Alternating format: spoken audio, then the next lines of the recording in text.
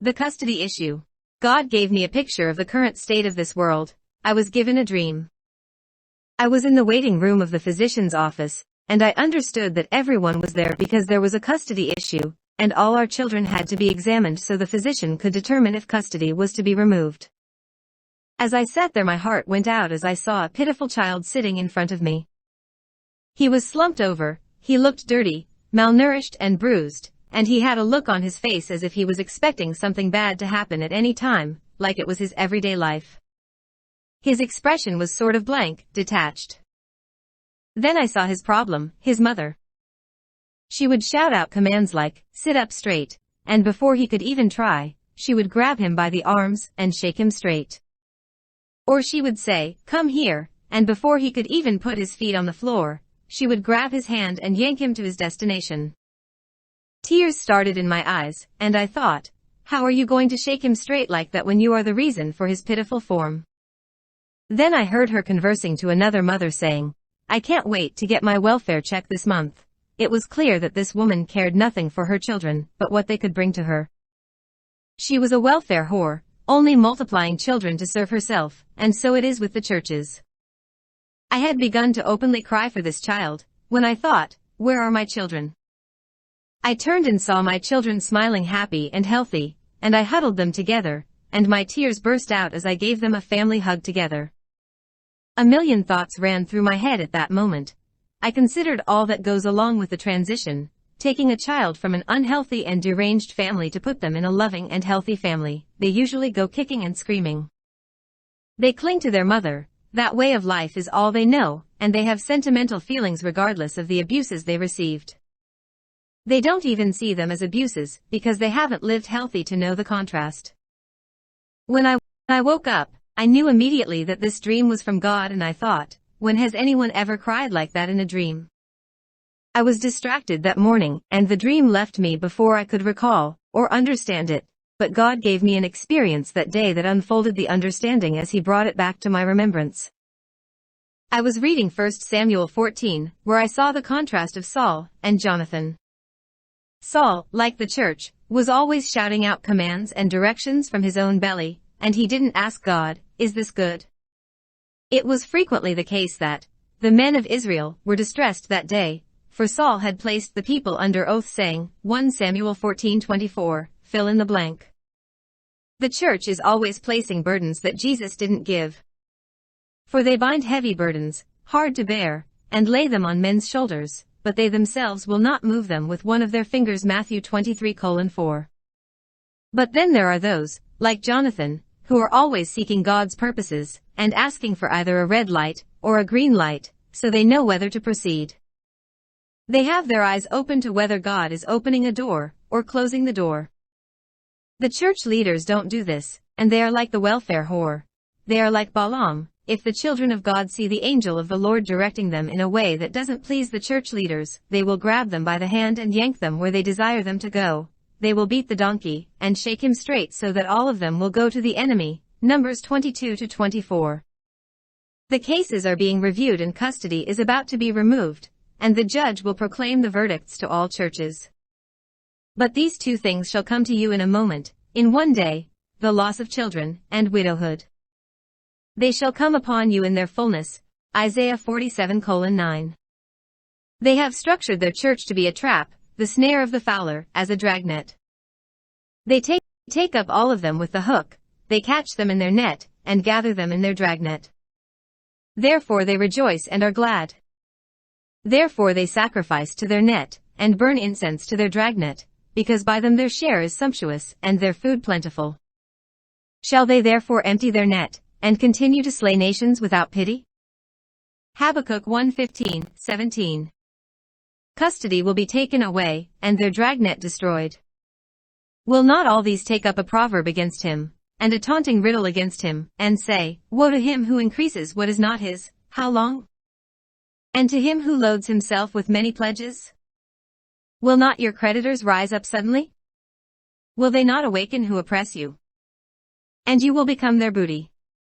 Because you have plundered many nations, all the remnant of the people shall plunder you, because of men's blood, and the violence of the land, and the church, and all who dwell in it.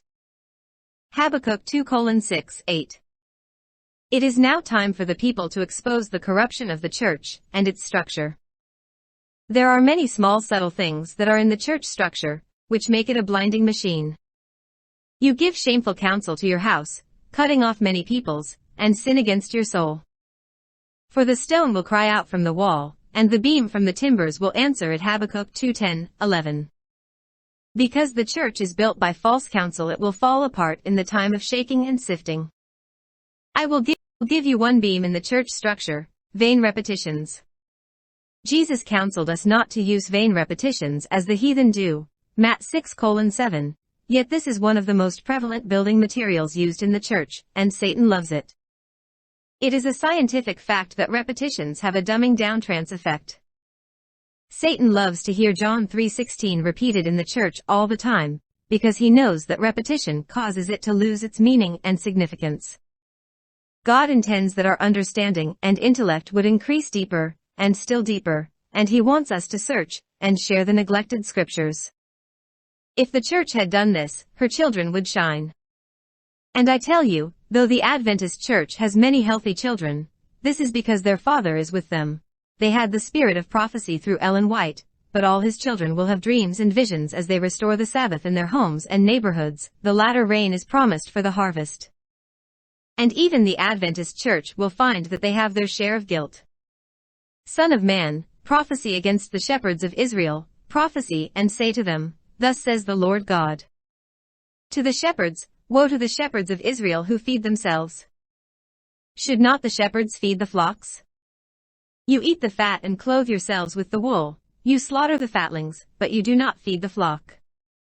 The weak you have not strengthened, nor have you healed those who are sick, nor bound up the broken, nor brought back that which was driven away, nor sought what was lost, but with force and cruelty you have ruled them. Ezekiel 34:2-4.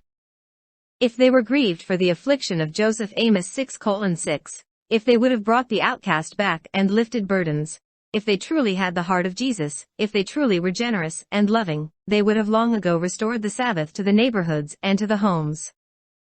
The foolish person will no longer be called generous, nor the miser said to be bountiful, but the generous man devises generous things, and by generosity he shall stand. Isaiah 32:5-8. But if you refuse to open to this knock, if you don't open the doors of your home to lift up the despised outcast, it shall come to pass at that time that I will search Jerusalem with lamps, and punish the men who are settled in complacency, who say in their heart, the Lord will not do good, nor will he do evil. Therefore their goods shall become booty, and their houses a desolation. Zephaniah 1:12-13. I will gather those who sorrow over the appointed assembly, who are among you, to whom its reproach is a burden. Behold, at that time I will deal with all who afflict you. I will save the lame, and gather those who were driven out. I will appoint them for praise and fame in every land where they were put to shame. Zephaniah 3:18-19. Shall the selfishness and the ease of those who have earthly comforts and attractive homes allure us? Shall we cease as moral agencies to use our powers to the saving of souls? Shall our voices be indistinct? Then God will put his curse upon us who have had so great light, and inscribe upon the walls of our homes, lovers of pleasures more than lovers of God. 2 Timothy 3:4. He will put a tongue in the stones, and they will speak, but God commands of you in Battle Creek to go forth. Testimonies Volume 8, p. 55. And again, you give shameful counsel to your house, cutting off many peoples, and sin against your soul. For the stone will cry out from the wall, and the beam from the timbers will answer it. Habakkuk 2:10-11. Now for some real talk. I and my family, the house of Jason, are about to remove custody from the Holy Spirit police, who have shut down and shut out my children from speaking. The Holy Spirit police can't put out the fire of this testimony. All whoever came before me are thieves and robbers, but the sheep did not hear them. John 10:8, and the sheep stayed outside. At this point let me share the words of Ellen White, for those of you who claim to believe her, but try to say that Jason is full of shit. Dreams from the Lord are classed in the Word of God with visions, and are as truly the fruits of the spirit of prophecy as visions. Such dreams, taking into account the persons who have them, and the circumstances under which they're given, contain their own proofs of their genuineness. Testimonies, Volume 5, p. 658. In this book I share a few of the visions of the night that I've been given: the sailboat dream, the hunter, the custody issue, the fiery goat you can fly to, the billboard. You need to ask yourself, if these things truly are the beginning of the end of this world, teach me what I do not see, Father. If I've done iniquity, I will do no more. Job 34:32. Search out your heart, and He will show you what you need to see if you are sincere, and if you put the distractions of your life aside and focus your heart to cooperate with heaven as the earth gets shaken like it was shaken in heaven when custody was removed from Satan, the accuser, and all the welfare whore angels who only serve themselves. This is serious. Beautiful things will now happen and triumph the opposition. Only stop every morning and sincerely ask God, how may I help the restoration of Sabbath, the restoration of family, and the restoration of all the kingdom of heaven? What must I see to move with wisdom like Solomon? Jason may be a dumbass, but it is only if you see yourself thus that God smiles on you, His child, and He will give you treasures hidden since the foundation of the world. And you must make note of this: the churches aren't the only welfare whores. Custody will now be decided in many different directions, whether it's a political system, an educational system, a nation. The cases are being decided. Custody is being decided in all directions. We are in the waiting room. All these dumbest church folk talk about some Antichrist rising up at the end of time, when Jesus talked about Elijah coming to restore all things. The restoration of all things is in the prophecies that the churches neglected. Keep this in mind and your eyes might be open to even greater things.